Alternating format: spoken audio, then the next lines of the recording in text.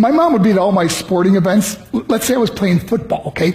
My mother would be on the sidelines, and if the play on the field started going one way, my mother would run along like, Mark, get him! I'd be like, oh my gosh. I'd get in the huddle with the other guys. They go, Mark, is that your mother? I go, no, I never saw her before in my life. The greatest gift my mother ever gave me, she believed in me.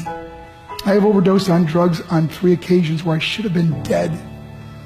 But I believe I was kept here for a reason. You show me your friends, I will show you your future. How do I know this? I hung out with losers, and I became the biggest loser of them all because I gave up everything I dreamt about as a little boy because of who I chose to surround myself with.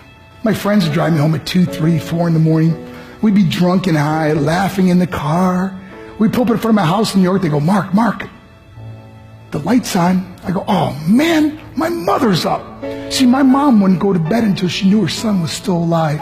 I'd walk in, she'd say, hi Mark, how was your night? I go, it was good, Mom, I'm just going to go to bed. She goes, can I talk to you for a minute? I go, Mom, I'm tired, I'm just going to go to bed. She goes, Mark, I haven't seen you all day and all night. Can I please talk to you? I said, man, just leave me alone. You bug me. I'd slam my bedroom door on the one person who believed in me.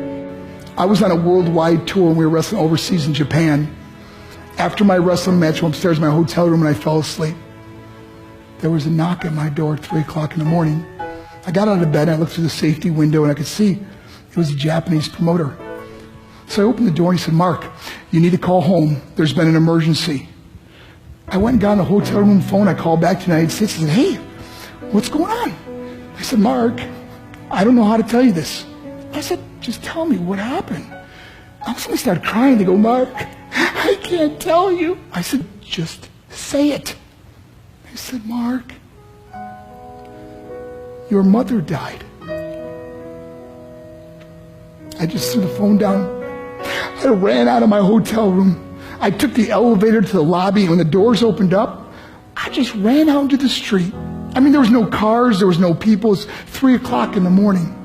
And I walked down the middle of a street in Hiroshima, Japan, and I remember looking up and just saying, Mom, I am so sorry. I flew home for her funeral, and I was so nervous to walk up to her casket, so I just stood way in the back. And I kept looking from a distance, and I kept thinking to myself, Mom, please wake up. Please get up. And then I finally got the nerve to walk up to her. And as I got closer, I could see my mom for the first time. I mean, she was so beautiful. She was dressed in white. I mean, she looked like an angel. And I just stood over and I said, Mom, you are my hero. Everything I am, everything I hope to be was because of you. You loved me so much. You gave me a life. You're the only one that ever believed in me. How did I repay her? By getting drunk, by getting high, by getting stupid, by hanging out with losers? For what? All she ever wanted to do was talk to me. I wish I could talk to you now, Mom. I wish you could see what I'm doing.